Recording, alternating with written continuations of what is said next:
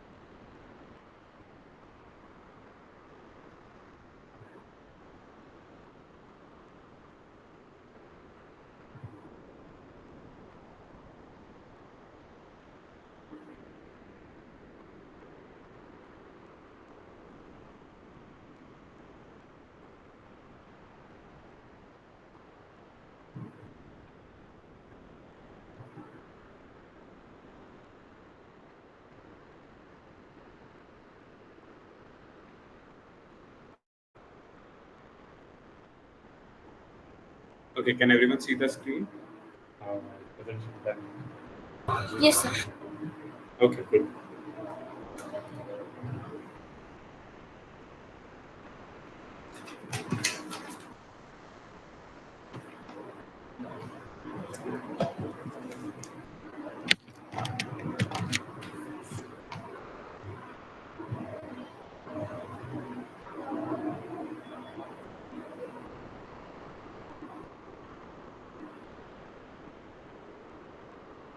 All right. So today's topic of discussion is content of week 6.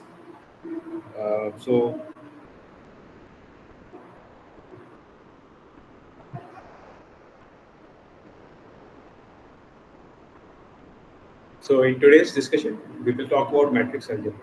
In particular, how to matrix multiply, what is the matrix addition, how to find out the inverse of a matrix, and then we will also try to understand the row spaces of the matrix product, null space of matrix product, and try to see some tricky question. And we will also see some of the applications in the real world of these matrix algebra, why the matrix algebra is important to study. All right, so shall we start? Okay, so let me first start with recalling where do matrix appear. So in the very first, so you already know that matrix is one of a mathematical object which is used to uh, arrange data. All right, so you can use matrix to arrange data in a specific order. All right, so that is where the matrix appears. So first thing is to array of information, array of data. Okay. So you can arrange informations in a nice order. So that is where the matrix appears. The matrix also appears in mathematical terminology. In mathematical setup, we have seen that given a linear transform,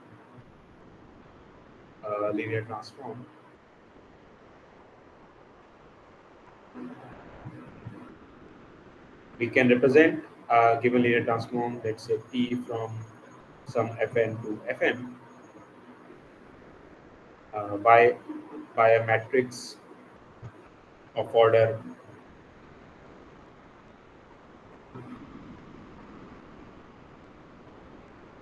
m cross n, right? All right. So that is where also the matrix appears. So these are the few places where matrix appear, and then we want to understand the algebra of matrix. So one can also define a matrix independently on its own. So matrix is an arrangement of entries of scalars matrix of matrix A of, let's say, adder n cross n is an arrangement of numbers from Fn, or some numbers from F. Uh, so it has m rows and n columns, m rows and n columns, and each of the entry is coming from some field, which could be a real numbers, or it could be complex numbers. So right, so the entries could be like of this type.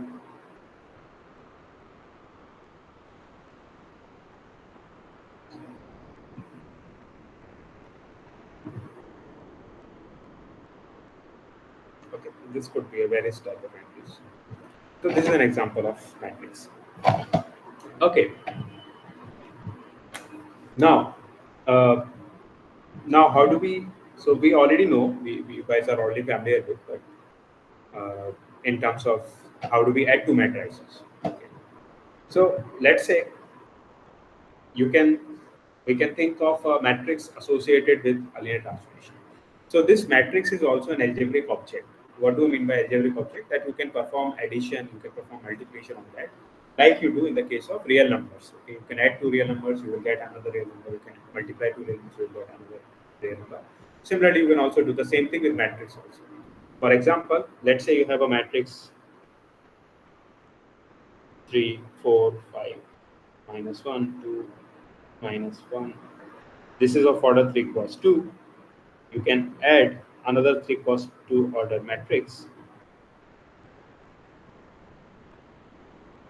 Okay, this is also 3 cross 2 order matrix. How do we add? We add each entry wise. So the I, so first column, first row entry add up with the first row, first column entry. So what will be the corresponding matrix? Can you guys tell me? 4, 5, Yes. Yes. 5, minus 1, 1, minus 1. Right. Right. So this is addition. So you can do this in general also. So let's say you have a some m cross n matrix. Um, Suppose you have some m cross n matrix where the entries are given by a11 up to a1n, a21 up to a2 to n, and am1 up to mn, and you add up another matrix of the same order, m cross n, with entries, let's say v1 up to v1n, and so on. So you will get the resultant matrix will have each entry will be added up. So so each entry wise we will add up and we will get the matrix. So it will be a11, a11, b11 to a this b1n.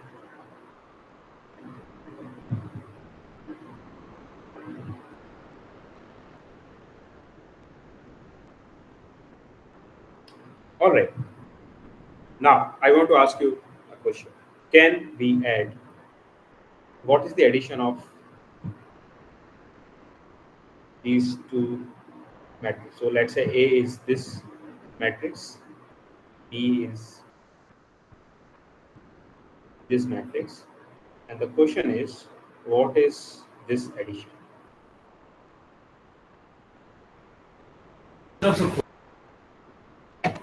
4, 6, 8. You need No, to be no, no. careful with that. Won't be able to add it.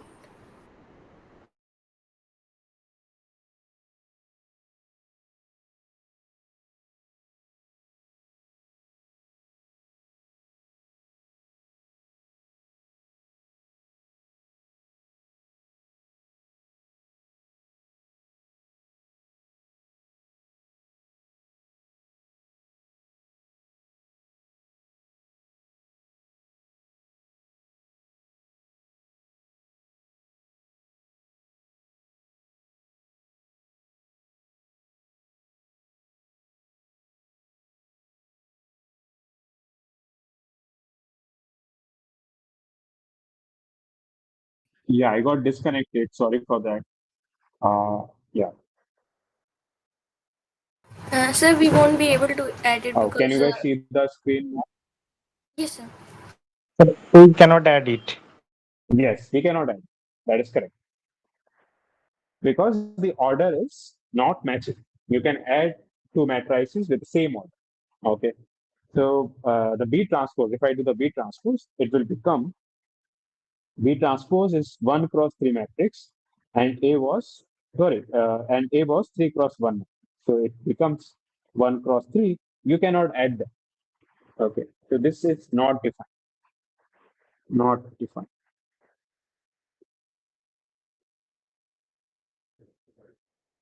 All right.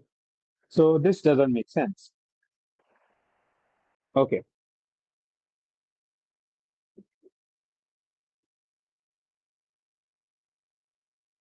Just give me a second, guys.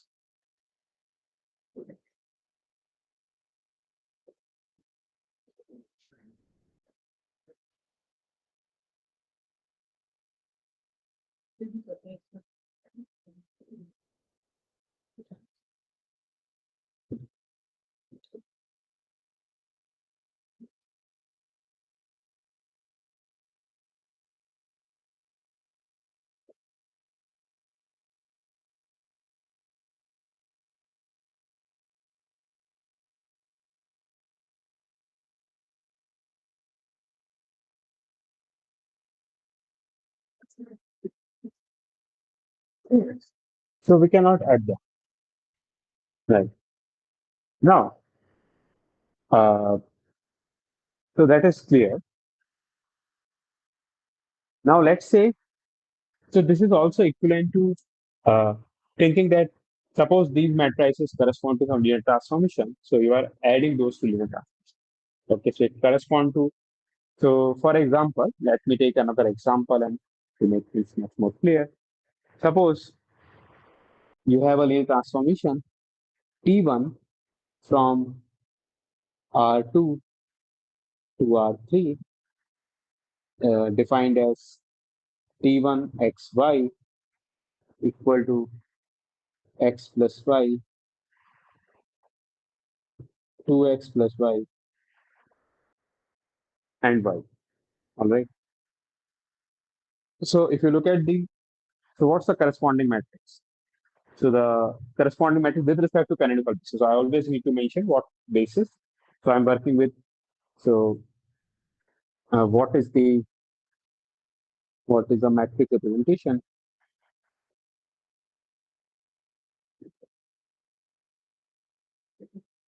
of T with respect to the canonical basis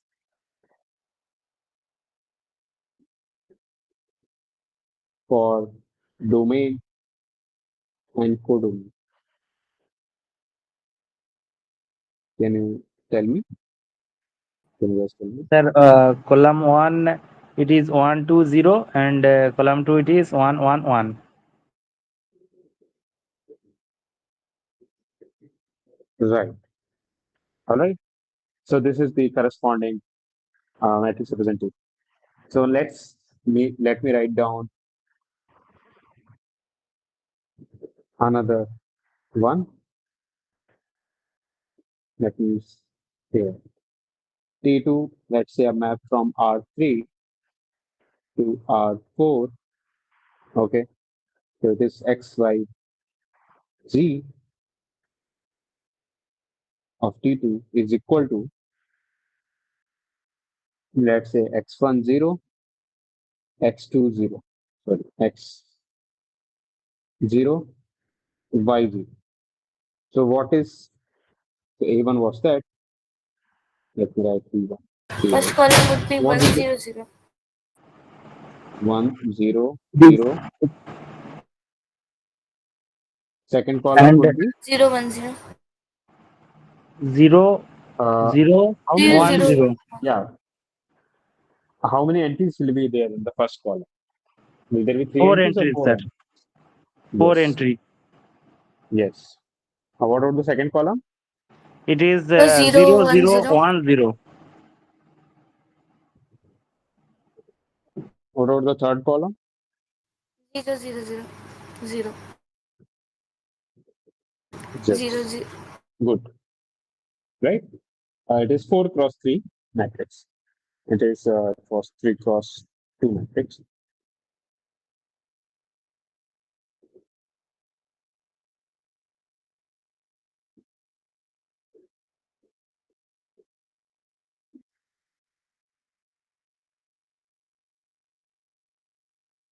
Right? Now, now again we cannot add them because their order is not matching. Right. So, but what we can do, if I look at the range of this matrix of this transformation, it is an R3. And if I look at the if I look at the domain of this linear transformation T2, then it is R3. So what I'm doing, I can compose these two matrices. I can compose these two linear transformations. What do I mean by that? Composition is that I will start with R2. I will start with R2. I will apply T1. I will go into R3. And then once I'm in R3, I can apply T2 because I'm in the T2's domain. So I can apply T2. So let me apply T2. Let me apply T2 over here. And then I will land in R. Okay. Right. So, so this is called composition of two unit transformations.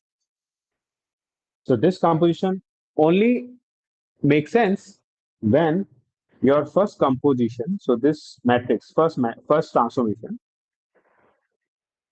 image of the first transformation lies in the domain of the other transformation. Then only you can compose this these two transformations. So this is called. So this is composition of T2 of T1 and T. Okay, this composition is there.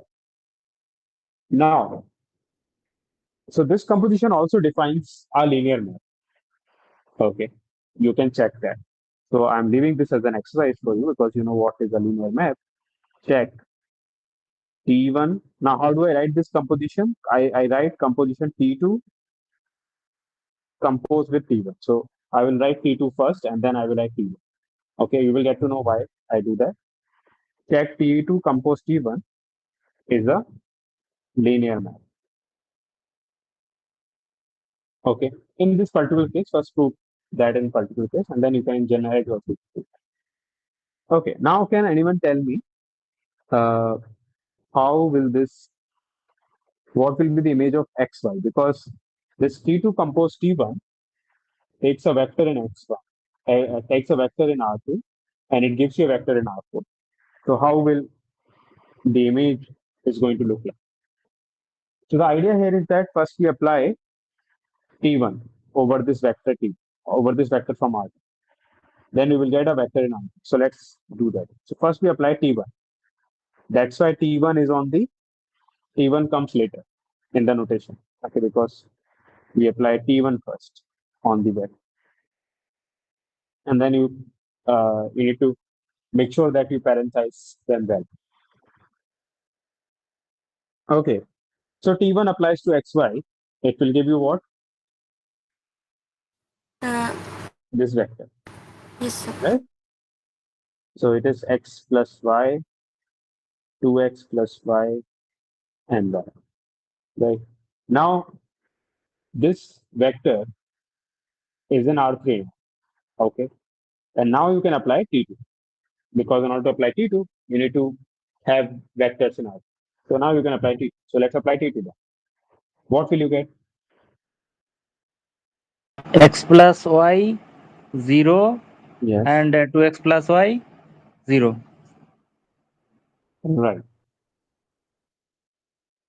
Okay. So this is what you get. Let me. We are getting a plane. Right. A two Okay. dimensional So this is what. plane. The range is two-dimensional plane. Yes, that is true. Okay. So this is what we get. Okay. So now you understand why I have written this T2 first and then T1 later when I compose these two vectors, these two transformations, because I applied T1 first and then I applied T2 later. So that's why to follow this order. Okay. And then this is the end result. Now you can clearly see that this is a linear map, right?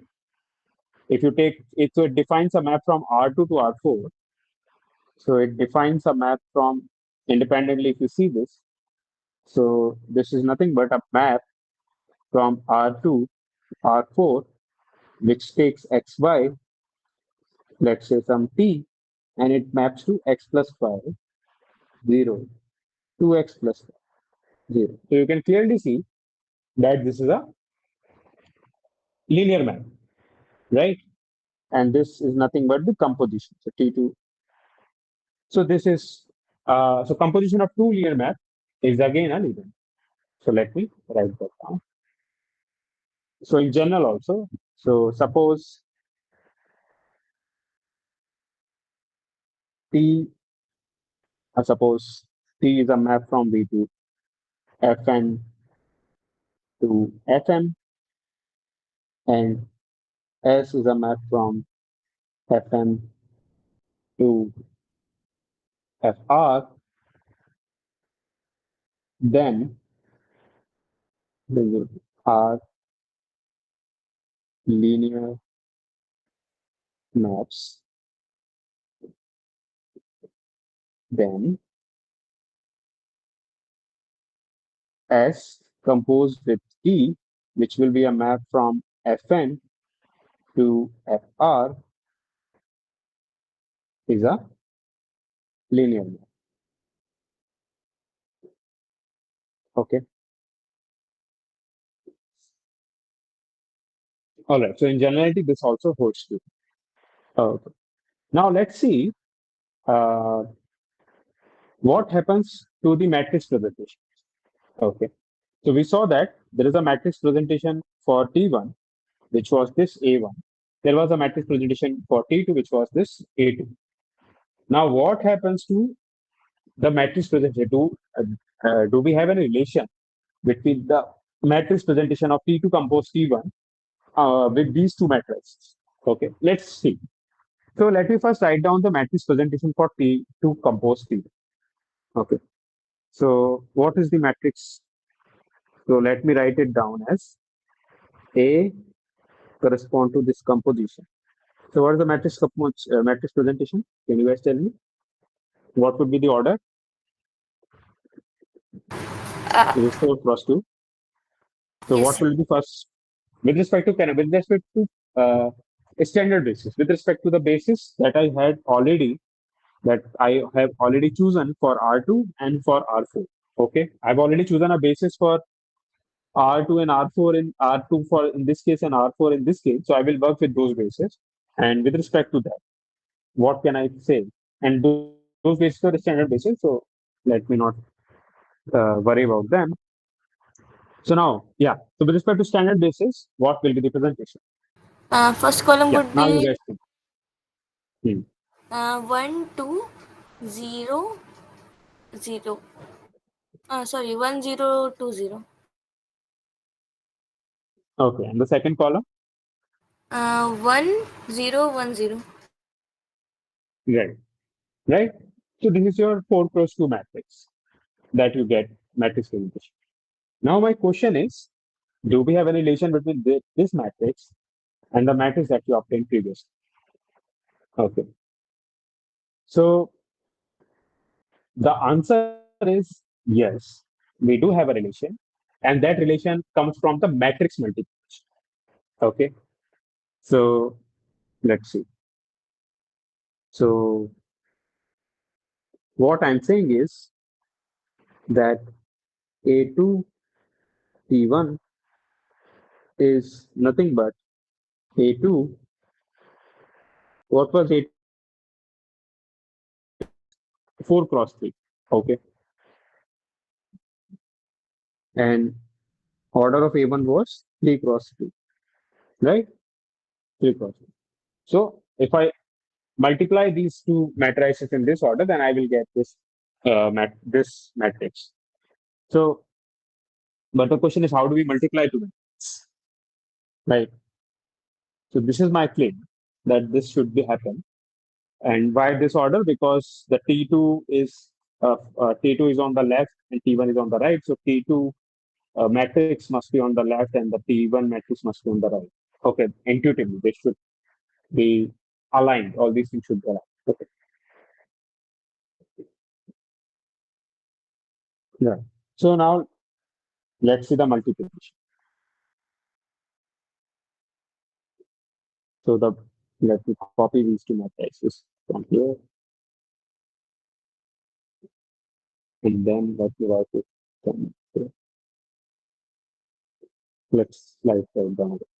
Okay. So first matrix is A11.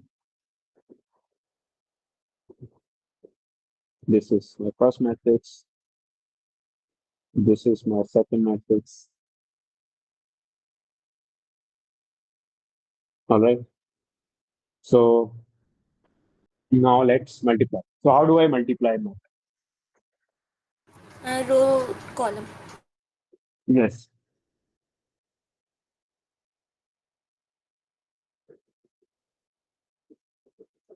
Yeah. So we take the first row of the matrix on the left, and we take the first column on of the matrix on the right. And how do we multiply? First entry goes multiplies to the first entry of this, second entry of this multiplies to this, third entry multiplies to this. Okay, and then we will get one entry and then sum them. So it will be 1 times 1 plus 0 times 2, and then 0 times 0, which will give you 0. So this will be your first entry. Similarly, if you multiply them, so you can multiply. Now, what will be the second entry? Second entry of this multiplication. So it would be the first row multiplied by second column. Yes. And what would that be? We will get 1.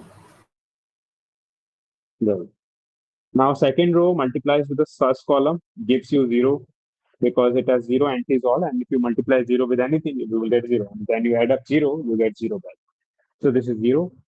Now, again, this second entry, second row with the second column, again, you will get 0. Third row with the first column, 0 times 1, 0. 1 times 2, 2. 0 times 0, 0. So you will get 2. And then this third row with the second column, you will get 0 times 1, 0, 1 times 1, 1, 0 times 0, 0 times 1, 0. So you will get 1 again. And then third row, fourth row is 0. So if you multiply anything with 0, you will get 0. Adding them also will give you 0. So 0, 0. All right. Now let's see. So do we get the same matrix? Yes, we do get the same. These two matrices are same. Okay. So you can define matrix multiplication from linear transformations, composition of two linear transformations. You can define matrix multiplication.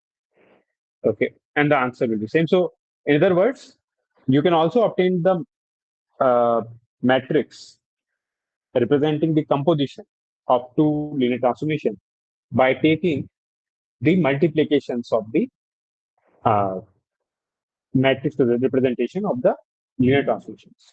Okay. Does this make sense? Is it fine with everyone? Yes, sir. Yeah. Good. So,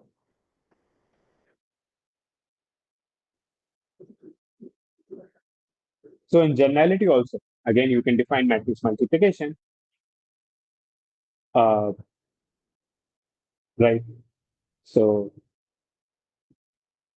in generality also, you can define matrix multiplication. Um, yeah. So, how do we define that? Let me just write it down. It is the same way. You take the first row, first column, multiply them up, and then add those things. So, let me just quickly write that down. So, suppose A is a matrix given by A1, A1n, AM1, AMN, and B is a matrix of M cross P type with entries B1, P,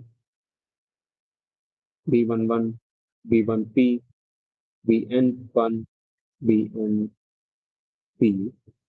So then AB is, so the ijth entry.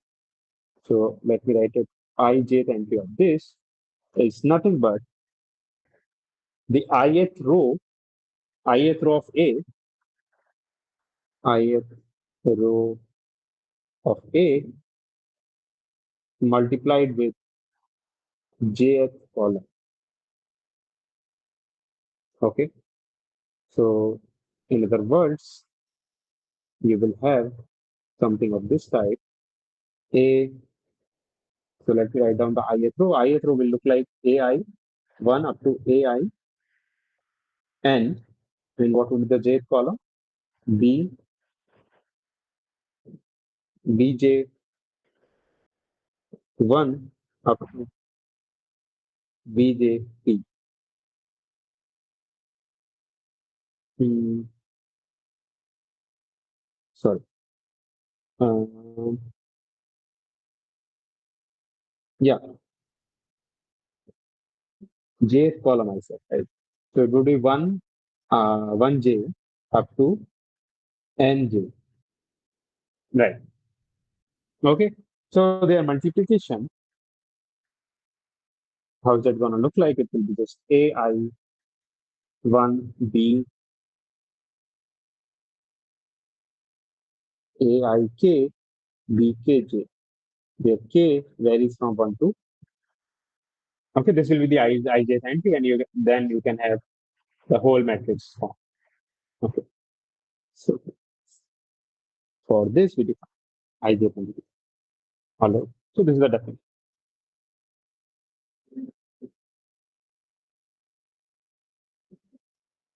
All right. Good so far. So now let's take the previous example itself and let's keep it for a bit. So we have, let me take this copy and then paste it over here. This will be helpful for the following discussion that I'm just going to have.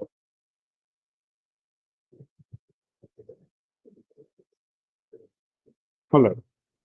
So now this matrix multiplication. Okay. So what I'm going to discuss is that realizing the rows and columns of product. Okay, how to realize them in terms of the rows and columns of the original of the matrix that we need. So now you look at the row of the uh, product matrix. Okay, so the first entry of the first row, how did you get that? First row multiplied with the first row. Okay, second entry, you got it from first row with the second column. Okay, now here is one thing to notice that the first entry always get multiplied to the first row of the second. The second entry always get multiplied with the second row of the second matrix. Third entry always get multiplied with the third row of the second.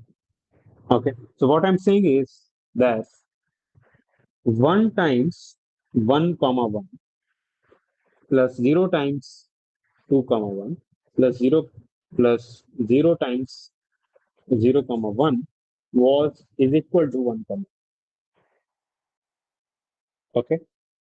In terminologies, uh, let's call that matrix A and this matrix B. So what I have done is A1 A11 multiplied with the row one of B plus A12 with row one row 2 of B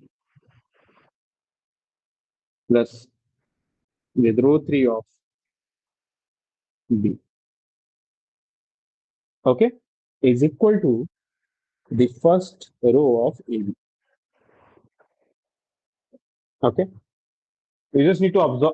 You just need to observe that whatever we did, the element voice, whatever we did is same as doing this.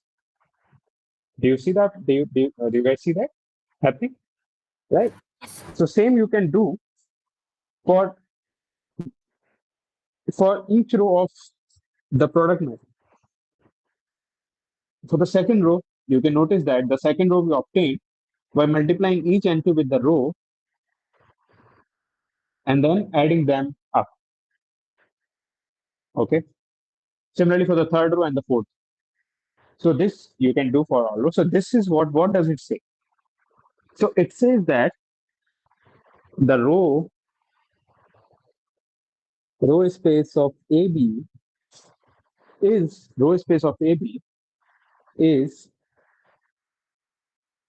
sorry. So what does it say? It says that rows of AB. Okay. So you take any row for I between 1 to 4, Ri of AB lies in the row space of B. Okay, because each row you can write down as a linear combinations of rows of B. Okay, so what does it say? That this ith row vector lies in the row space of B. Row space of B. So what does it say further? That a row space of AB contained inside the row space of B. Okay, and this happens in general also. So you can just generalize this argument for generality. So you can say for any two matrix AB. Okay, so let me write that again, and let me copy this also. So let me. So what I'm saying? So I can write down this for generality. So in general, for A given to be n cross n and B given to be n cross P, the row space of AB contains inside the row space of P.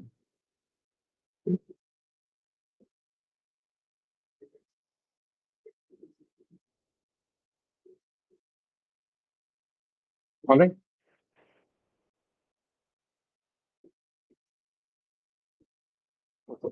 Now, what can you say about columns?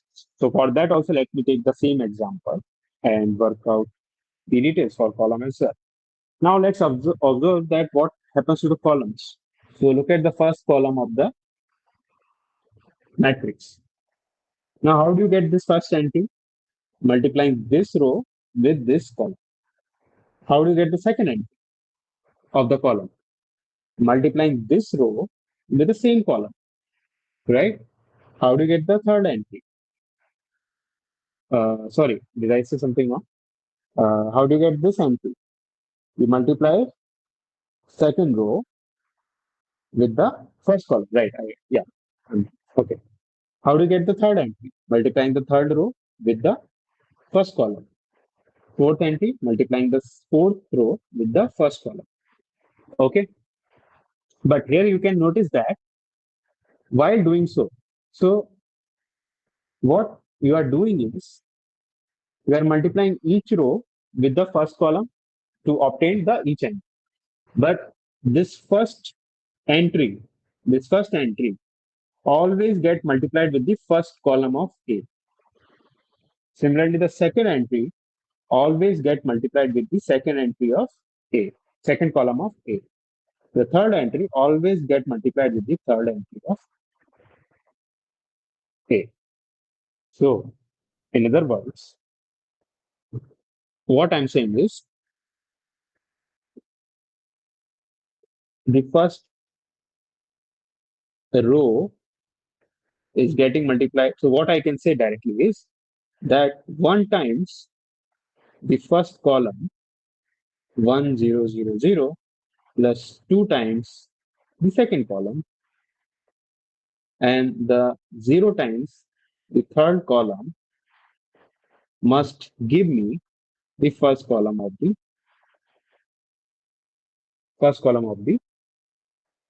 product matrix. Okay. So, so what can you say? What I'm right? Let me write that in notation. That yeah. Then what does it say? Similarly for column two also. So for column two also, you can do the same thing. The first entry of the second column of B multiplies with the first row and then so on. So the first column multiplied with the first entry, second column always multiplied with the second entry, third column always multiplied with the third entry to get the second column of B. Okay. So if I write it down, so then it is 1 times 1000 plus 1 times 0010 and then 1 time the 000 vector and it will give you 1001. Okay.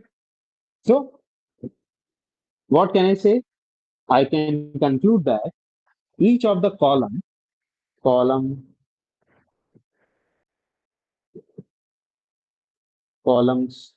of AB are linear combination of linear combinations of columns of columns of A, right? So what does it say?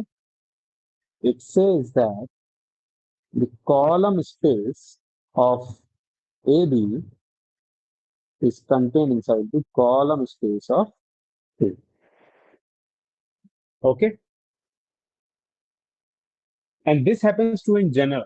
So there is nothing you can say generalize this argument for generality, and then you will get the same thing. So in generality also you can say in generality for two matrix A n cross n and B n cross P, the column space of AB lies inside the column space of A. Okay, this you can say in general. All right. So the row space of AB lies inside the row space of B, and the column space of AB lies inside the column space of A. Okay. Now, from these two things, what can I say about the rank of AB? Okay. So from the first thing, from this thing, I know that because row space lies inside the row space of B,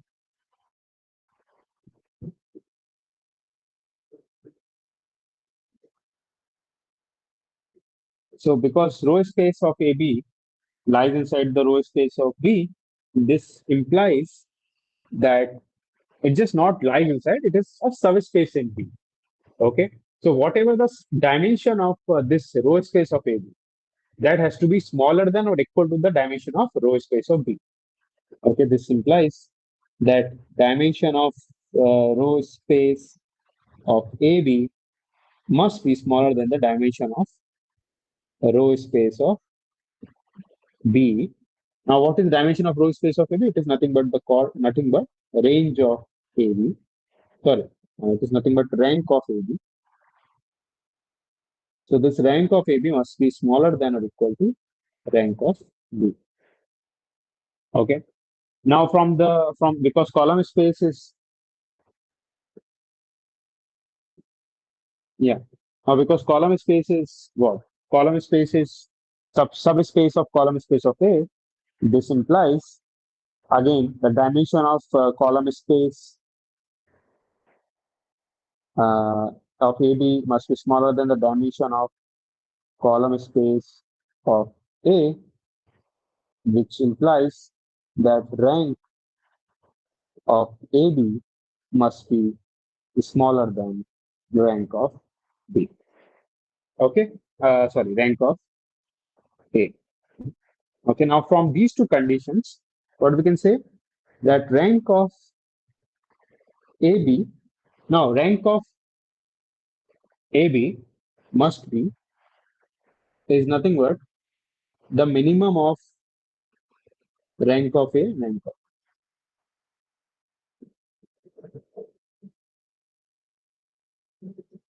So what we have done, we have used the matrix, so matrix multiplication, row space. We have used this matrix multiplication and how do we multiply two matrices to notice that what's the relation between the rank of the resultant matrix and the previous two matrices in terms of the previous two matrices. Okay, so this is one of the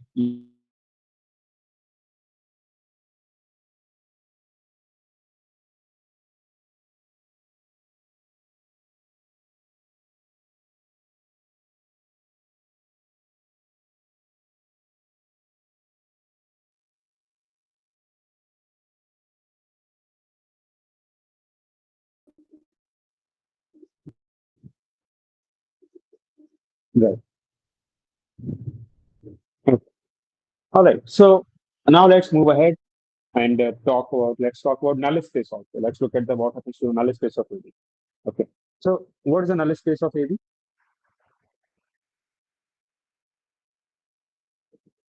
Null space. Zero origin. Uh, If rank is a whole, then yeah. for Yes. this it would be. Sir, can you scroll down? Yeah. Just a second. So I'm saying what is the null space of AB? Let me write down the null space of AB. What is the null space of AB? Set of all vectors X. Okay. So I'm working with uh, yeah. So my A is a matrix of order n cross n, and B is a matrix of order n cross p.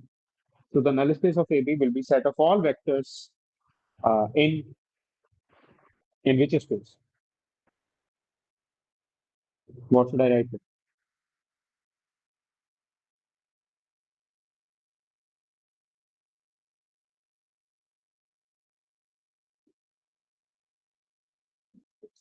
How many columns will we have?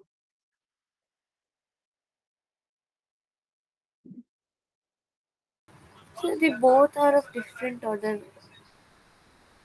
Yeah, but I'm talking about null space of AB product.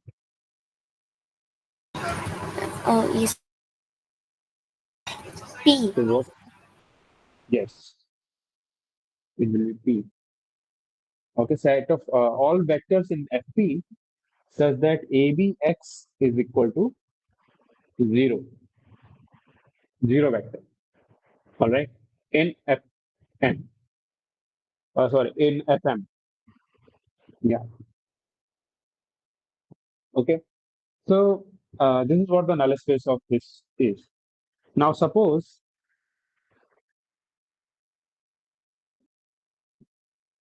there is a vector. Now let's take the previous case itself. So we had B2 with this matrix and AB was that matrix. Let's copy these two.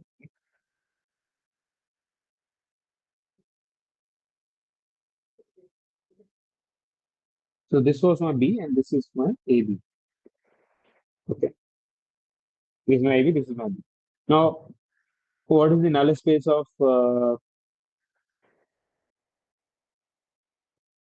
yeah, I think this is not a good example because the rank is 2 in this case.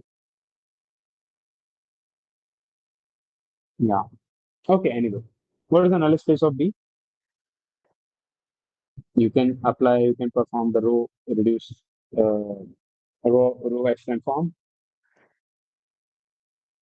What, and then you can apply the elimination method, and you can obtain It is the, origin, the sir. yeah, it's just origin. And you can see that the corresponding RRAF form will look like this. Okay, so there is no independent variable. So null space of B would be just origin. All right. So origin is always a null space, is in the null space of A. Okay, that is clear because that is always the solution of this system. So what we can see here is that null space of B is contained inside null space of AB. Okay, so this happens to in general also for matrices of for any general matrix, let's say of M A to be M cross N and B to be N cross P. For that also, the null space of B, the matrix will be on the left, on the right in the multiplication. The null space of B will always be contained inside the null space of AB. Okay. So how do I see generality also? So let me just write it down. So what I'm saying, null space of B contains inside the null space of AB. Okay. So let's see that. Suppose B is a vector in the null space of B. Okay. That means what? That is B is 0. Okay. Now, if you apply AB on it, if you apply AB on B, so what will happen? So this is same as you apply it is like you think of the matrix, the linear transformation, associativity of matrix multiplication. So you apply B first and then you apply A first. So once you apply B first on this B, then you will see that this B is 0 because B lies in the null space of B. So this is 0. And multiplying 0 to a matrix, a 0 vector to to any matrix will give you 0 as answer. That we have seen. So this will give you 0. So what does this imply?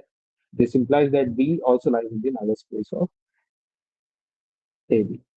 So in particular, null space of B is a subspace of null space of A. Okay. Okay. With this information, Excuse me.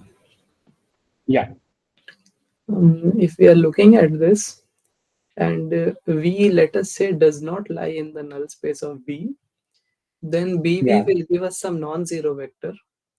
And when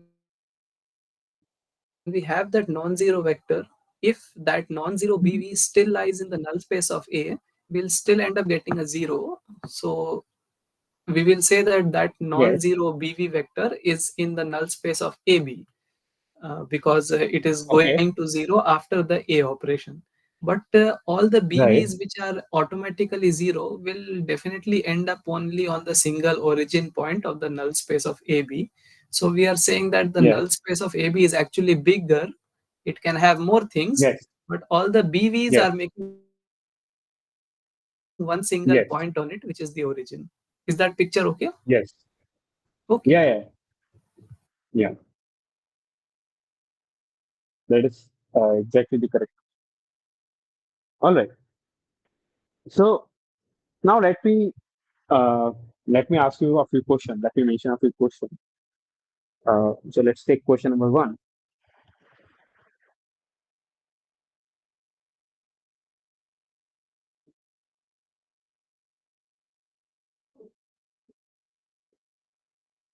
Uh, yeah. Suppose A, B, X equal to B has a solution. Then does BX equal to B, sorry, AX equal to B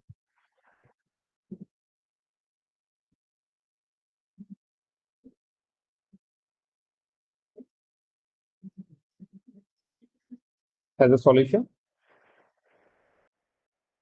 So here need to be a little bit clever. And the hint is, okay, so first let me ask you whether what is the answer of this question. And then if you want to give you a hint, then I will give the hint.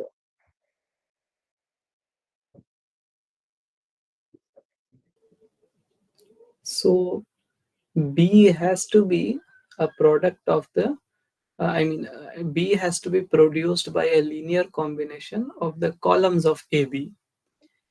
And over there above, we have said that the column space of AB will lie in the column space of the left matrix, which is A. So the linear combinations of A Yes. alone should be Yes. capable of producing B. Right. Right. So the answer is yes.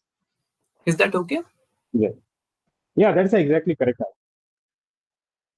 So my hint was this only, that column space of AB lies inside the column space of A. That was my hint. Good. Good. Okay. Um, let me ask another question. Let me see whether I have this question with me right now.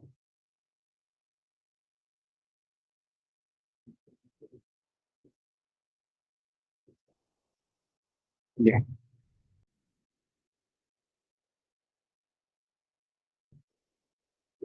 Suppose Bx equal to B has infinitely many solutions.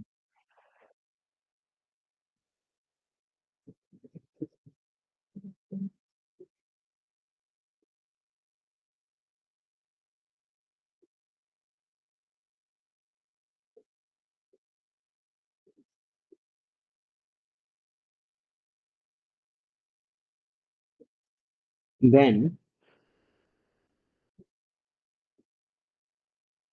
can A, B, Y equal to C have a unique solution?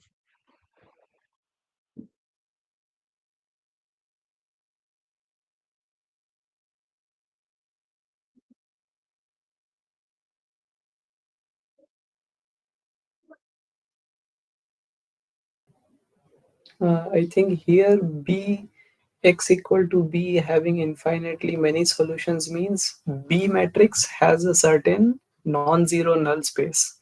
I mean, the dimension of the Yes. null space is definitely more than zero. So Right. at this point, if the null space of B is having a dimension greater than zero, then we have seen above Yes. that the null space of the AB product will be anyway greater than the null space of B or equal to it. So definitely it will also have a dimension of at least one. Yes. Right. So At the least unique the same solution will as not arrive. right. Right. Exactly. That's a correct argument. Right. So the answer to this question is no. And the hint is that null space of B sits inside the null space of AB.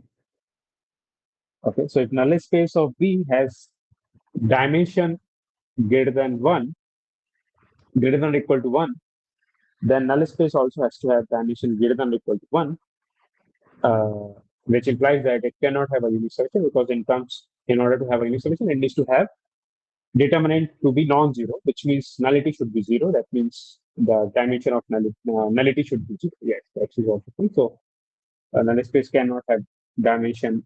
Uh, yeah, null space of AB cannot have dimension more than zero, which is true. Okay, good, nice. Okay, right now let's move ahead. And these things are done. So let's move ahead. Sir, can you explain Okay, the so second question again? yeah, second question. Okay, what's your doubt? Just Which this part thing. did you which thing in this? So do you understand the hint? This is what we already see, right? Now, what do you mean by infinitely many solution? When do you have a system infinitely many solution? That means when you, so for this matrix, you perform the augmented, you consider the augmented matrix, right? And then you perform the row reduction, and then you will get the RREF form of B, right? So when does it have infinitely many solution? When it has a non-zero null space, okay? Because you can have a particular solution and then you can add that particular solution with a non-zero null space, and then you can have infinitely many solution, right? That is what you guys have seen, like Yes, sir. whenever you have a non-zero, right? So if you have a non-zero null space, that's the important thing. So if you have a non-zero null space, then you can have infinitely many solution, and that's the only that's the only case. If you have if you have a zero null space, then you cannot have infinitely many solution, right? So uh, yeah. Now, what does it mean when I ask this question that AB y equal to C has a unique solution? That means the null space has to be unique. Okay, the zero vector should only be in the null space. But this matrix, this superset has only zero vector, but this smaller set has some non-zero vectors. So it cannot be a subset, right? This is a contradiction to subset. Do you see the point? A Yes, subset sir. cannot have a subset of 0, 0 cannot have a non-zero vector. So that's a contradiction. So that means uh, I'm doing something wrong, and the wrong thing is that I assume that it has a unique solution. That is what the wrong thing. So okay, good.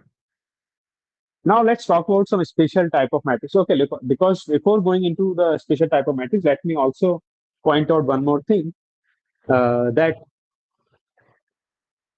matrix multiplication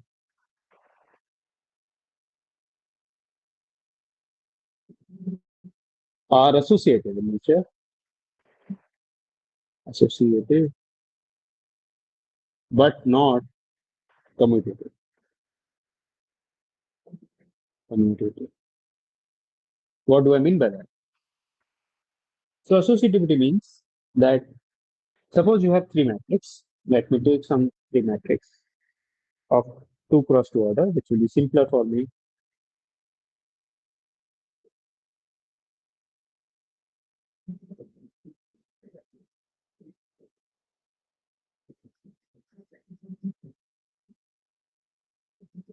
Alright, so I have this three matrix. Let me say 2 half minus 1. Okay. So I have these three matrix. Now, what does associativity means? That ABC is equal to okay, let me take 10.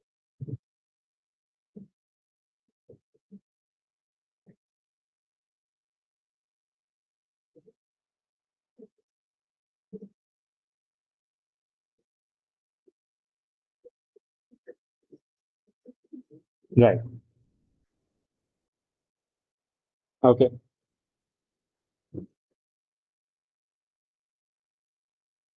Right. Now, what does associativity means? Associativity means you can multiply AB first and then you multiply C. Okay. This is same as, so what does this will give you? What does this is? What does it is? So this is 1 0 1 0 multiplied with B first, 1 2, a bigger bracket, and then you multiply 1 2 minus 1. So what is this? This is, what's the first multiplication? So what is the first multiplication? The one which is in the parentheses. So let's do that.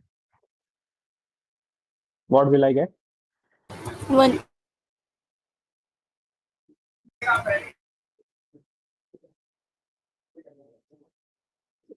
1, 1. Yes. Okay. And then you have this matrix. So this is 2 cross 1 and this is 1 cross 3. Now you multiply these two matrix. What will you get?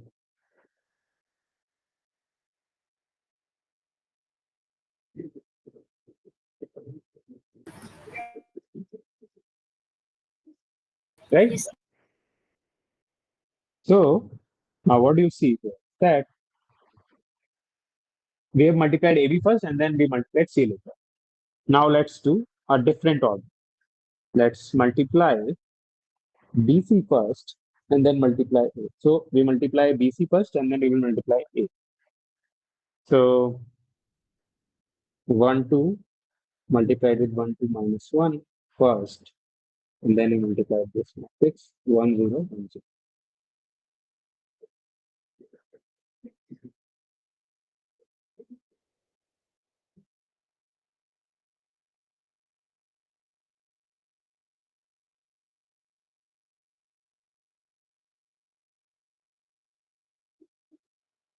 Yeah.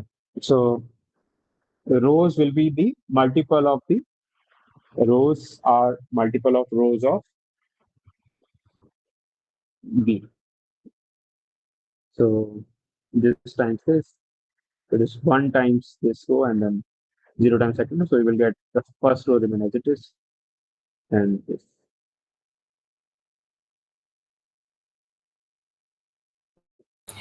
Something is wrong, I guess.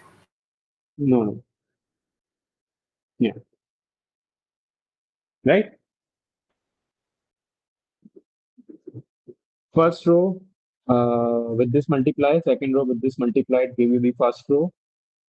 Second column is 0. So it's first row multiplied with this. First, second entry multiplied with this give you the first you will get. Okay. Right. I use the row wise multiplication. Same thing. Hello. Now you get the same matrix at the end. Right? So it doesn't matter which order you multiply. So whether you multiply AB first and then you see and then or BC first and then multiply A. So it doesn't matter. So this is called the associative order in the sense that uh, given this way.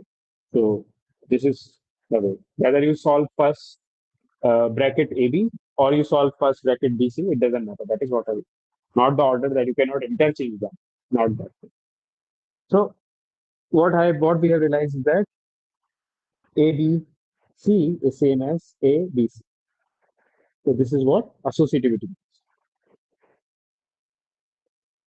So matrix multiplication is associative. Now, but it is not commutative. Why it is not commutative? AB makes sense, but does BA make sense? What was AB? AB is 2 cross 2 matrix. B was 2 cross 1. Now, if I put B first and then A later, this does not match. The rows of A does not match with the column of B. So this is not even defined. Okay. So matrix multiplication is not commutative. Okay. So okay, now let's once this is clear, then we can work with some special matrix. So what are those special matrix? So zero matrix. So zero matrix is a square matrix with all entries zero.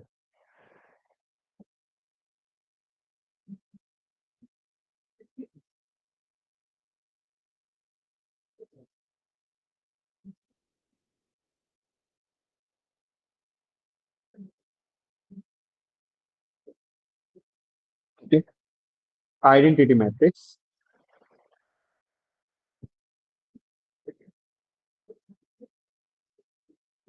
So identity matrix. Before I do, let me write down this diagonal matrix. So what is the diagonal matrix? Diagonal matrix is a matrix. If you have a square matrix, then the diagonal entries, which are these entries, yeah. So a diagonal matrix is the one whose entries are defined like this. Any aj entry, it is equal to, it is a it is 0 if I is not equal to j, uh, and it is non-zero, or let's say some di if I equal to j. Okay, and this happens for any matrix. It could be square, it could be non-square matrix. So let me give you an example. So in case of square matrix, you will get the diagonal entries to be in, let's say, this. All the entries are 0. So this is a diagonal matrix for a square matrix 3 cross 3. If you have some non-square matrix, let's say 3 cross 4 or 3 cross 2, so then the ijth entry should be non-zero. All the other entries are 0. So first 1 1,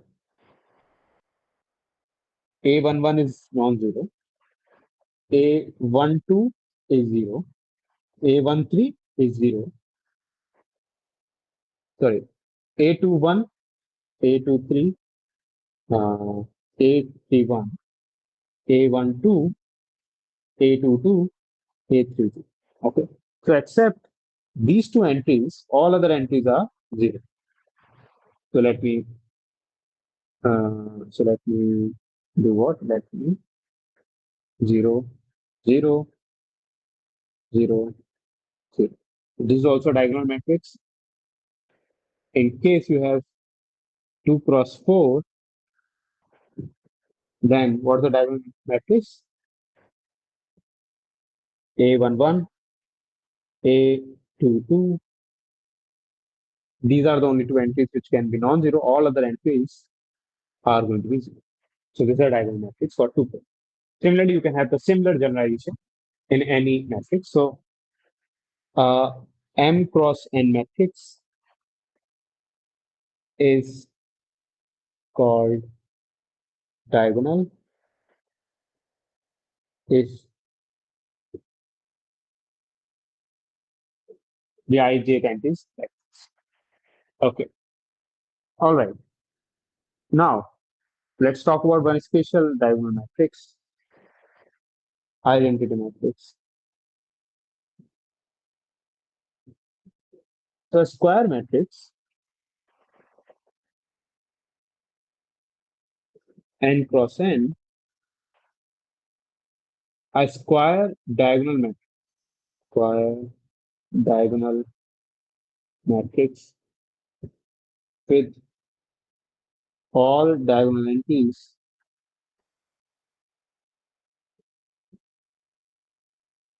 equal to 1 is called identity.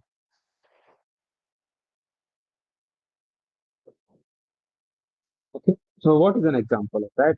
For 2 cross 2, this is the diagonal matrix. For 3 cross 3, this is the diagonal matrix. This is the identity matrix. For 4 cross 4, all the diagonal entries are, all the other entries are 0. For n cross n, all the diagonal entries are 0, are 1, and all the other entries are non-zero. Okay, so this is n cross n matrix. Okay. Now multiplying with them is multiplying a matrix with a 0 matrix, multiplying a matrix with identity matrix or diagonal matrix. Let's look at that.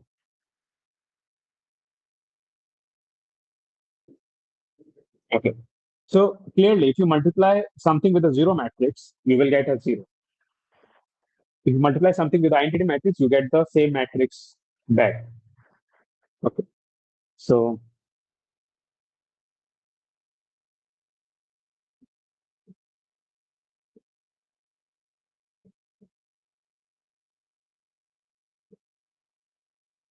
So let's multiplying a zero matrix with something will give you this 3 cross P. That's all we need. So this will give you a zero matrix. All the entries will be okay of 3 cross P order. All right. Identity matrix, on the other hand, if you multiply identity matrix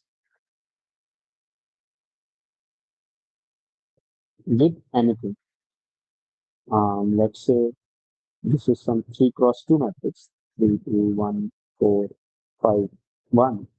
What will you get? So let's just look at the definition, row-wise multiplication definition that we saw. So first row will be the first row multiplied, first row multiplied with this entry. And all the other entries are zero, so we will get the first entry itself. So we'll get first entry. The second entry will be the second entry multiplied with the second entry will get multiplied with this thing. So this is the non-zero thing. All the other things are zero, so only second entry will be there. Third row, third entry, which is 1. So we'll get the third entry will be third entry will separate. So the third row it will just multiply. So we will get the matrix. You get the same matrix there. So multiplying with the identity will give the same matrix. Now let's look at a diagonal matrix. So if you have a diagonal matrix, For the identity matrix, can we also see the column picture? yeah, it's the same thing. You want to see by the column picture. First column, sorry, first column gets multiplied.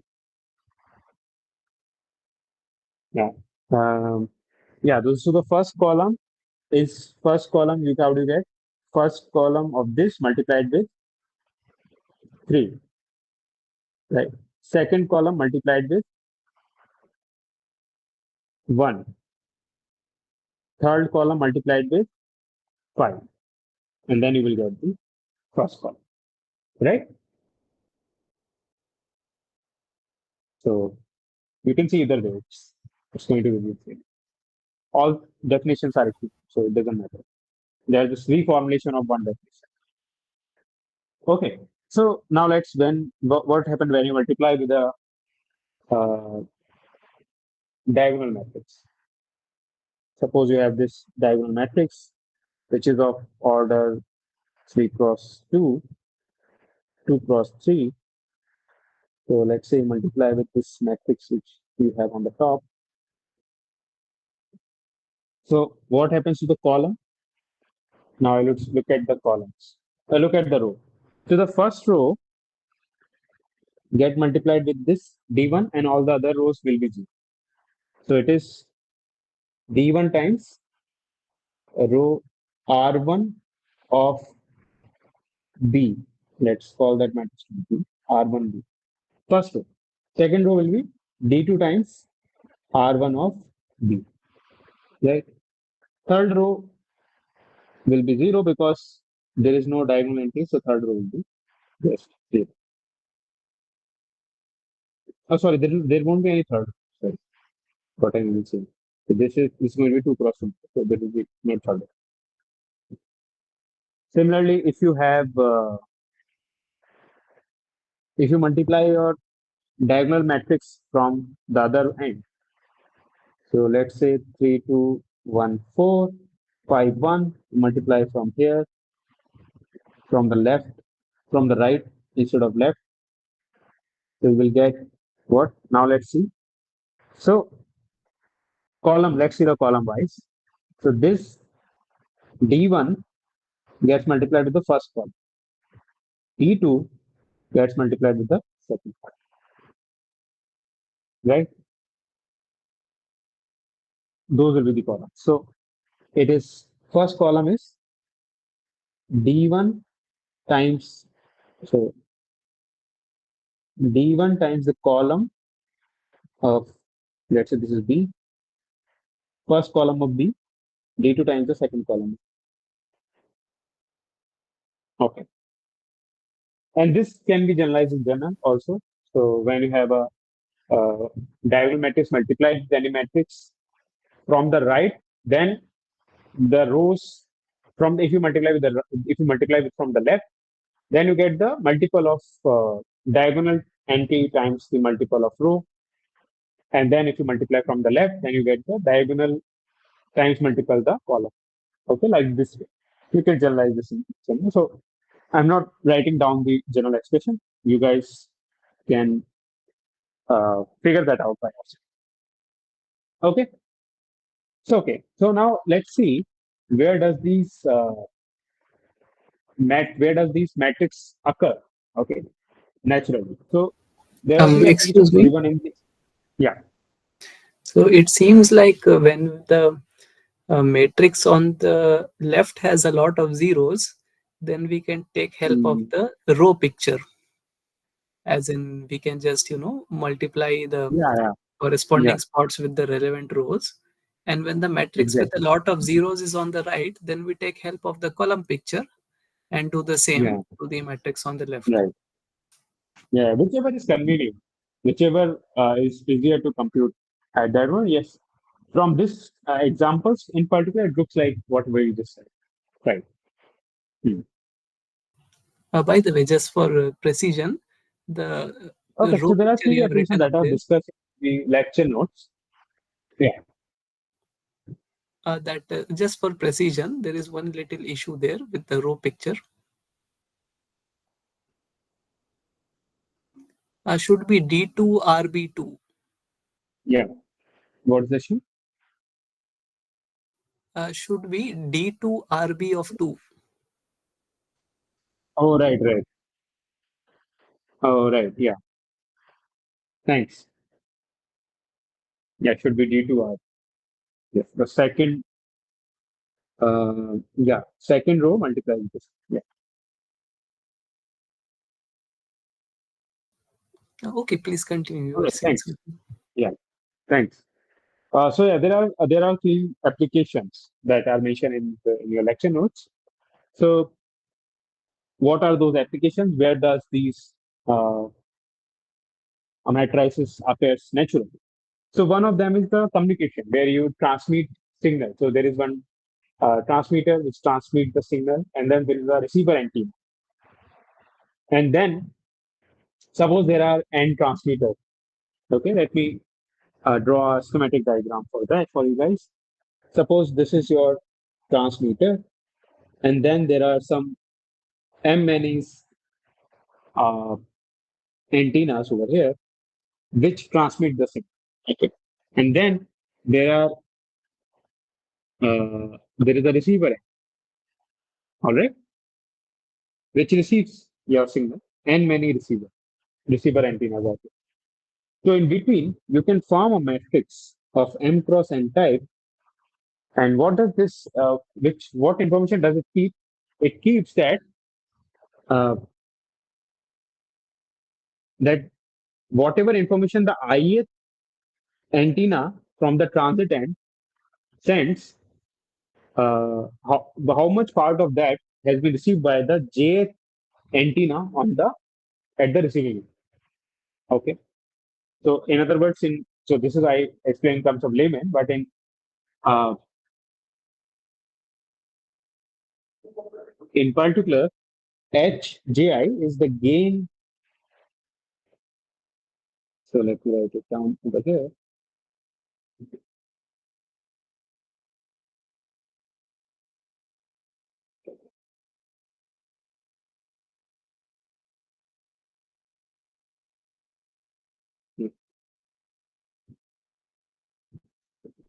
So Hij is basically gain from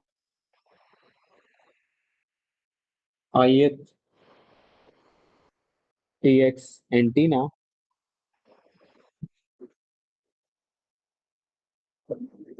to jth RX antenna.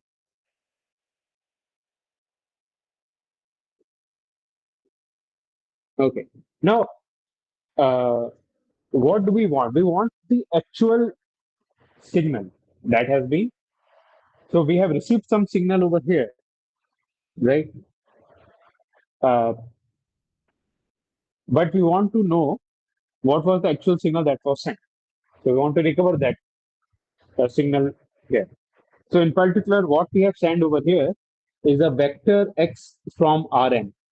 You can think of it like that because Rm or yeah, okay, because there are m antennas, so each antenna sends some information. So it is a vector in Rm, and what we receive over here is a vector in Rm. Now we want to recover x from y. That is what we want because we want the information out. Okay, whatever information is sent. So we want to recover x from whatever is received, that is y. So that is the problem. So how does this problem equation? So this problem equation becomes a uh, linear map, a linear problem. Okay. So in particular, it becomes like this, where this z is the noise that it captures while transmitting, and this H transpose is nothing but the matrix that is that defines what is the gain at particular end and all these things. So now we want to recover X from this information Y. And how do we do that? For that, we need to we want the noise not to blow up, and we want to approximate. So what do? We find some R matrix R such that Ry is equal to RHTX plus Rg, so that this does not go does not overpower. Okay, does not overpower the information that we have, and this becomes closer to identity. This RHT becomes closer to identity so that I can have X written exactly. So I can approximate X in some sense. And when I say this becomes closer to identity, that means I want to approximate this matrix multiplication by identity map. Okay. So this is what we can do. This is how linear algebra comes into. All right. Yeah. Similarly, there are other examples also. For example, in Netflix review matrix. Uh, okay. So, for example, So, some review rating matrices. Yeah. so what was this R? Uh, it's a matrix, Yeah. but So we which want to find out a matrix R. Yeah. Yeah. It's not known. We want to find out such matrix. That is the question. So that it becomes so that this thing becomes closer to identity, and the noise goes away, or it does not blow up. It does not uh, overpowers the information we have. Okay, so we want to find out that. That is what. So using so these two properties, we want to find out. I kind of didn't get it that how this thing becoming identity will give us the original signal. So if you have identity over here, suppose this becomes identity. Okay, suppose you have H. Suppose you have a case when m equal to n, and your H is invertible. Okay, so in that case, you can take R to be H inverse or HT inverse. So it will become identity map. So when it becomes identity map, then it is just X only, right? When you multiply anything by identity, you get that matrix back. So we'll get X. So you can recover X in terms of Ry because Y is known to you that you have received, and you can recover X in terms of R. Right? Make Okay, sense? sir. Yes, sir. Yeah. But life is not this simple, right? So in reality, this does not happen. In reality, things are not as simple as it seems. So you need to come up with some approximation. You cannot find out the actual value. Okay. So you need to work with approximation and all these things. Yeah, we will get to see, but this is one of the application of the matrix multiplication. Similarly, there is a rating matrix also. You can have a rating matrix formed by users users on one end. Okay, your rows represent the users, and then movies. Movies are uh, the on the on the y on the x-axis, you can say. Think of, and on the x-axis you have the users. Each user gives some rating to a movie. That rating becomes the ijth entry. Okay, ijth entry is nothing but the entry given rating given by ith user to jth movie. That is your the matrix. So this matrix is called the rating matrix. It can be a huge matrix. Okay, you can have a millions of user and you can have thousands of movies. So this matrix can be very large. But you don't have the complete information of this matrix. You want to find out the complete information of this matrix. When I say you don't have the complete information, it means that you have some, because not every movie has been watched or something like this, or not every user has given the rating, something like that. So this all the entries of this matrix are not known. So you want to find out the other entries based on the entries you already have. In some sense, you want to approximate at some level. Okay.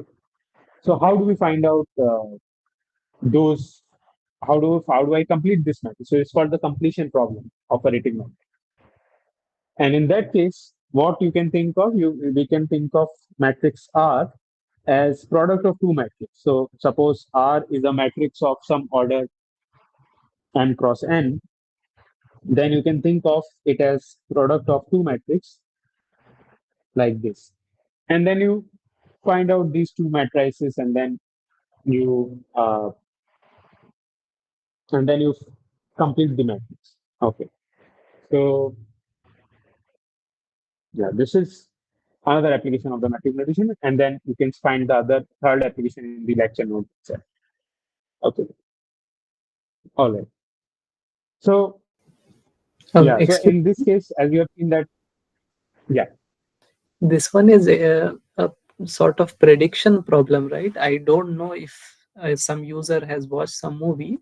I want to get an estimate of whether that user will like that movie or not based on the number I get for its rating using this prediction system.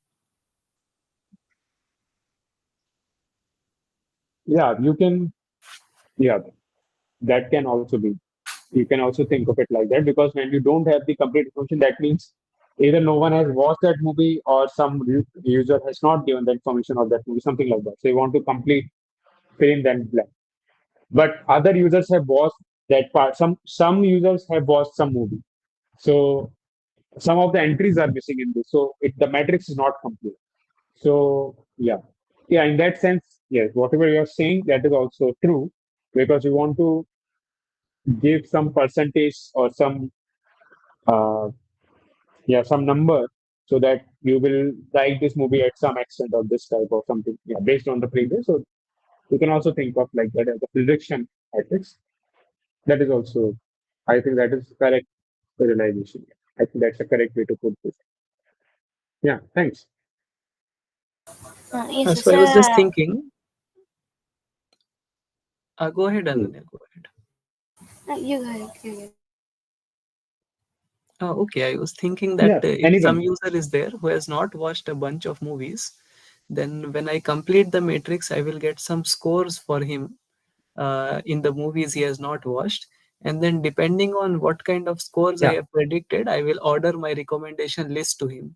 So, whatever movie that he has not yeah, watched yeah. is getting a higher predicted score, I'll put those in front of him on his dashboard when he next shows up, something like that. Right. Yeah, that is exactly correct. Right. Yeah.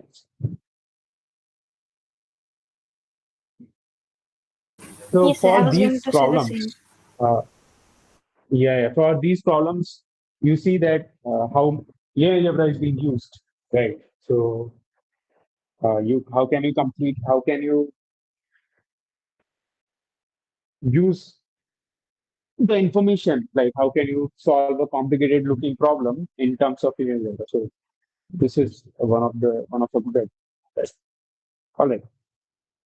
Now, because I mentioned, now let's come back to the algebra part.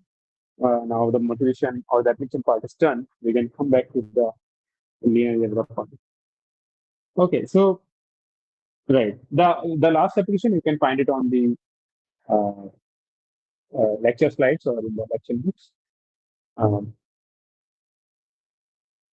and I can continue with the lecture. Okay. So right.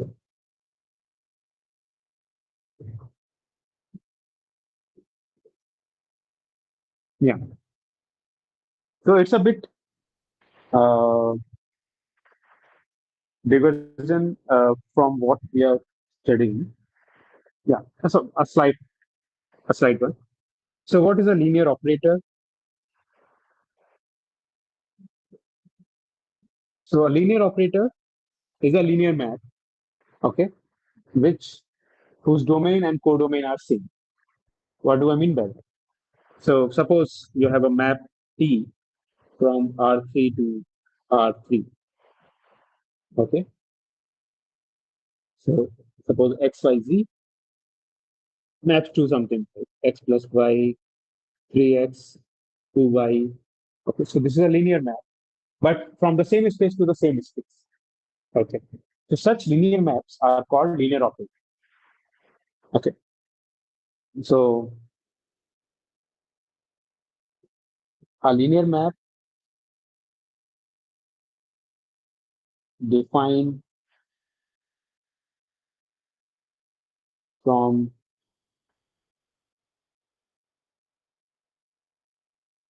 Fm to itself is called a linear operator.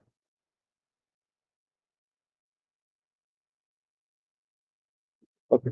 Now, what is good about these linear operators? So, whenever you have a linear operator, the corresponding matrix or the matrix representation will always be a square matrix. Okay, because the domain and the codomain are same, so we will always get the square matrix. So,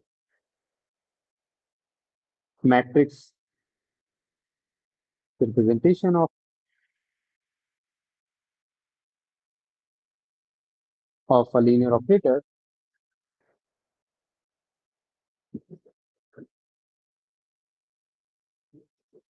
is a square matrix.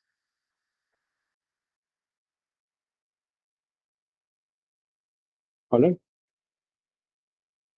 In this case, a matrix uh, n cross n, right? Okay. So whenever you have a square matrix, uh, we can you have already seen. Okay. So we have already seen about composing of two matters, composing of two linear transformations. Okay. So now what I want is that is there a linear transformation?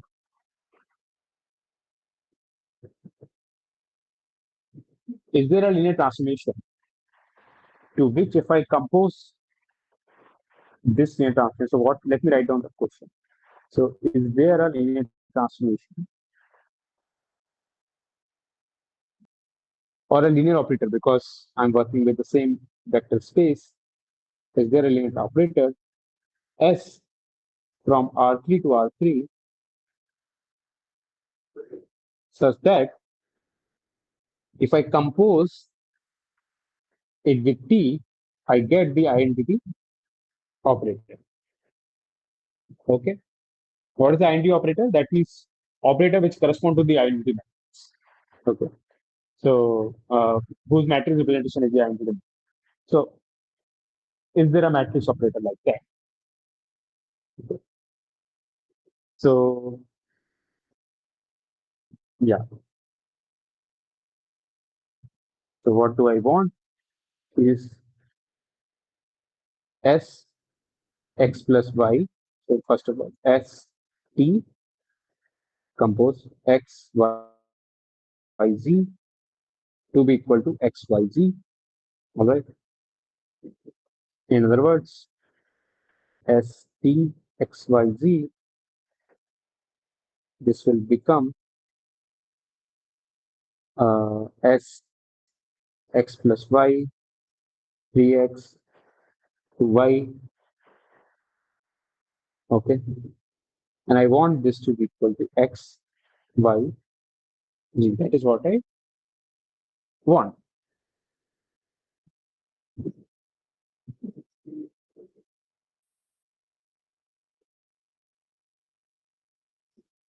So do we have any solution to that? So it looks a tricky problem when I put it in terms of the matrix. Like how do I solve it? How do I find this matrix? Right. But it becomes easy when I work with uh,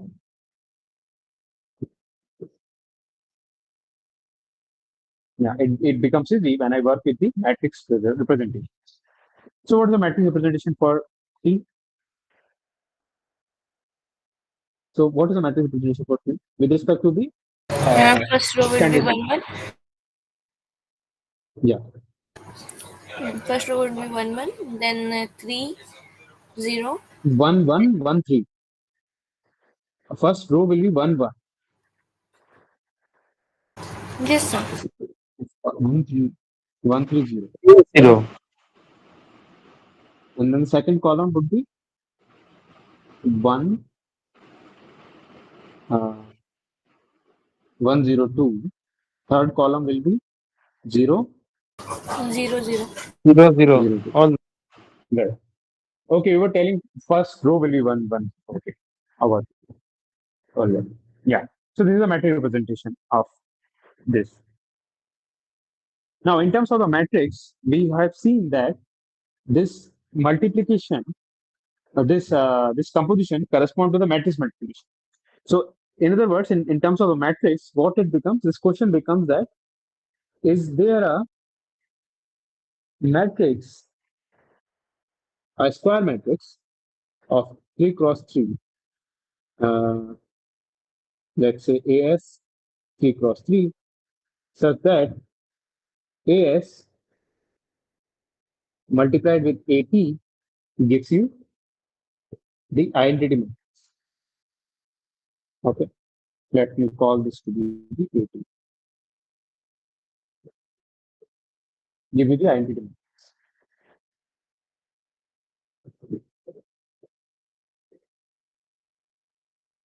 Now, what is the identity matrix?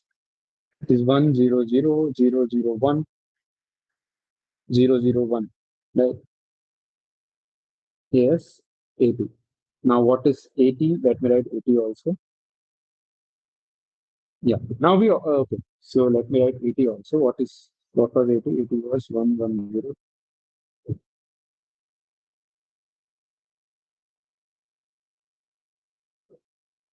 Now we know how do we get the first row, first column,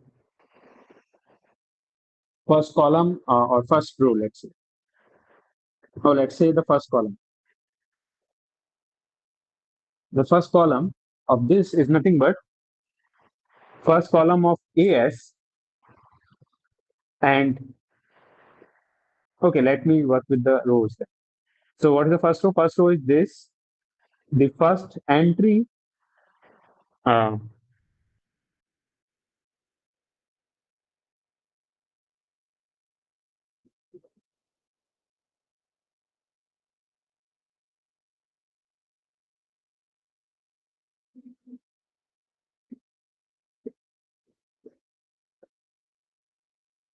yeah. So let's say AS is some matrix like this.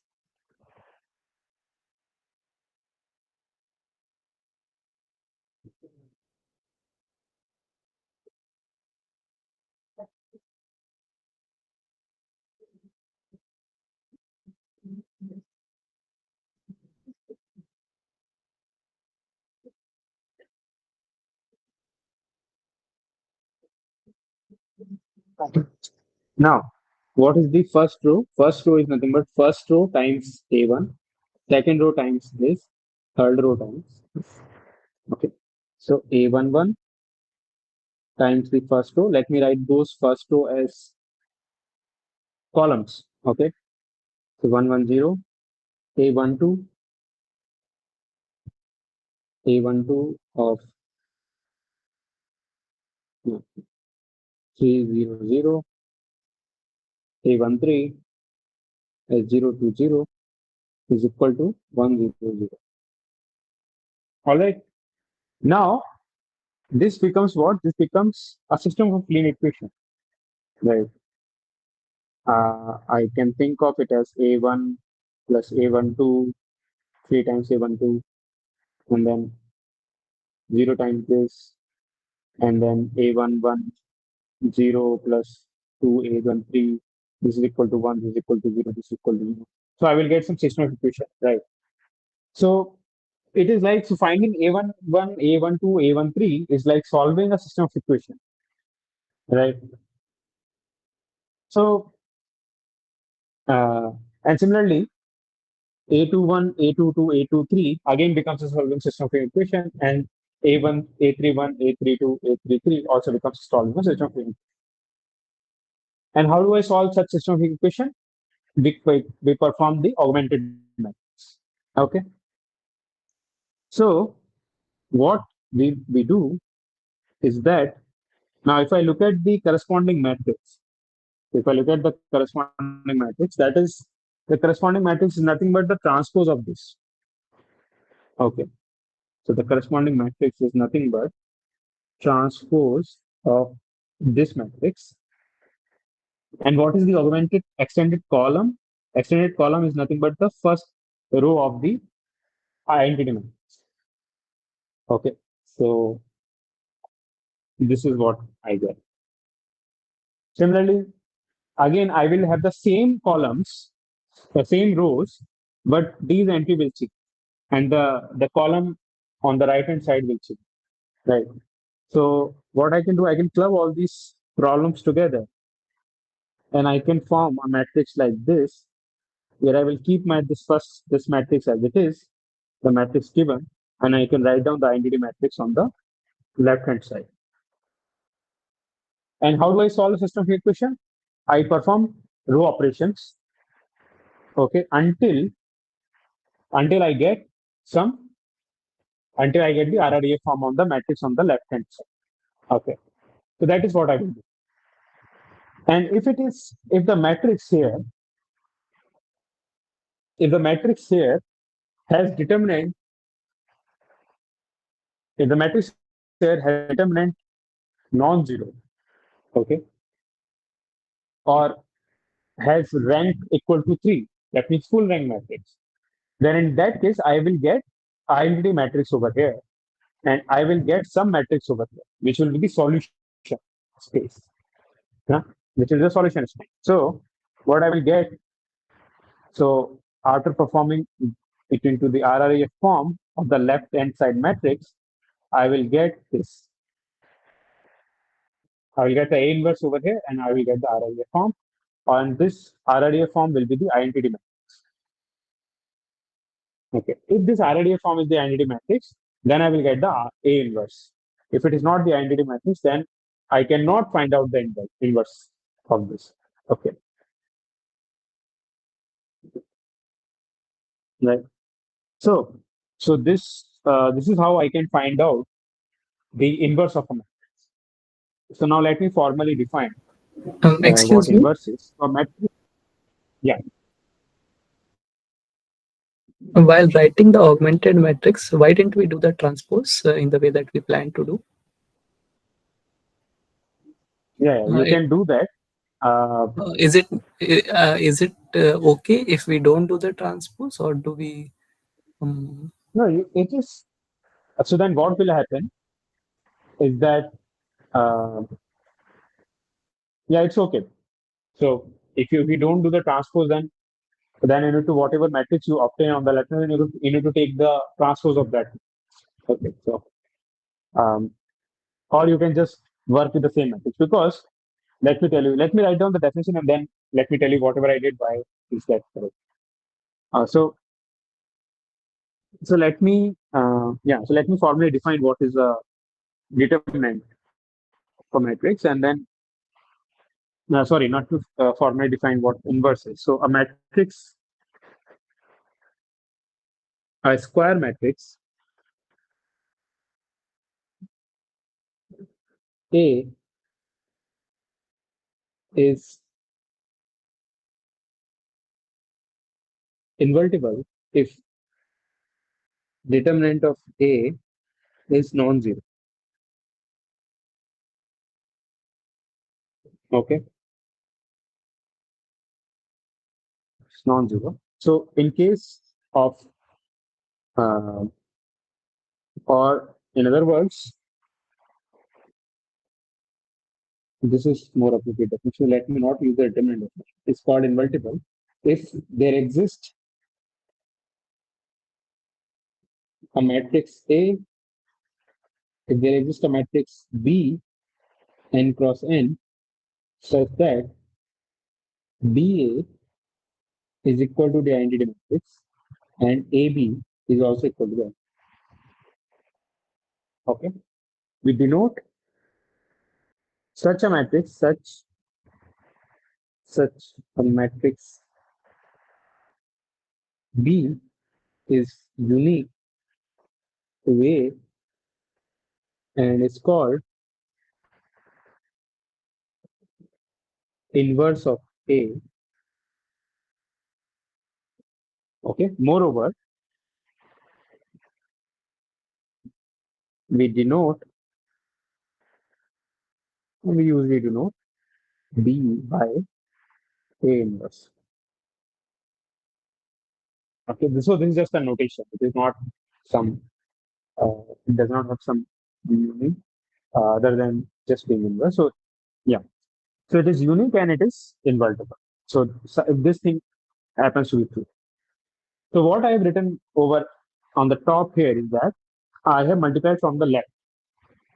Okay. But it doesn't matter whether you multiply from the left or from the right. So let's say if you start with this equation, okay, where you have multiplied your matrix from left, okay, this is your B, and this is your given matrix A. Let me take the same matrix A1 1 0 0 0.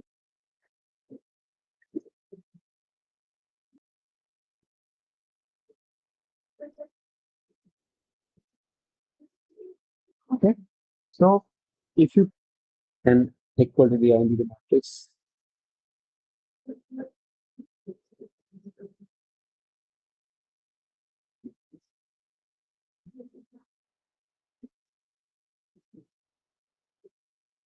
okay. So now you can do that. So first, okay. Now, sorry, the first column here is what? First column here is the first column multiplied with these, multiplied with A1. Second column is multiplied with A21. Third column is multiplied with A3.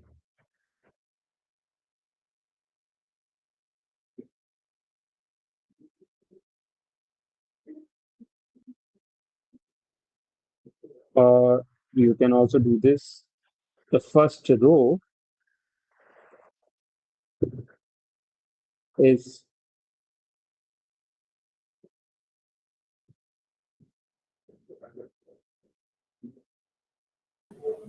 I think the column picture was better because that gave us column. Yeah, yeah. So A11 130, A12 102, A12, A2, and A31 0 0 0, giving you the first column. So you can solving this will give you the matrix. And if you write down the augmented matrix of the corresponding form, then what will you get? You will get the matrix A itself. So what is the augmented matrix of this? It is A and 102, right? For this. Similarly, if you solve for the second column, you will get this A12, 130, A22, and A3, A1, A32, and then the second column, right? And then you will get this also A with the second column. And similarly, you will get A with the third column also of the entity. Now, what you need to do, because the matrix on the left is same in all these three augmented form. So what you can do, you can club these three things together because you need to perform the same row operation in order to find out these the values of a11, a12, and so on. So what you can do, you can club all these things together, and you can just consider this matrix A and identity matrix. And what you can do, you can obtain, you perform the row operations,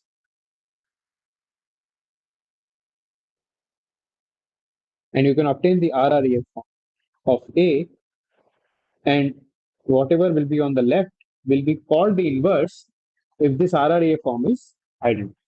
So you can perform the identity operation here, and you can obtain our inverse if invertible. Okay, then you will get this. This will be the RRAF form of A. Okay, so this is the method. Okay, so what I will do, so next time I will start from this point. On Monday, I will start with an example of how to compute inverse of this particular matrix that I gave an example of. And then by performing the row operations, discuss about the inverse. Then you guys will be clear how to find out a matrix using the elimination method.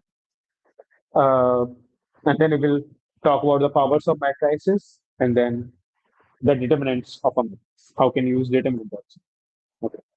So I stop my today's session here uh, and hope to see you on Monday. Thank you guys for joining. Thank you, sir. Thank you, sir. Yeah. Sir, when is the deadline? Deadline of what? Week 6. It's tomorrow, right? No, week 6 should not be tomorrow. Week 5 should be. Right? Sir, it's showing 2 November, but in classroom, there's no portal to submit the assignment. Okay, let me check with Lavanya and you will get to know on the group according to it. Okay. All right. Thank you guys. See you on Thank Monday. you, sir. Bye. Thank Thank you, you. sir. Yeah.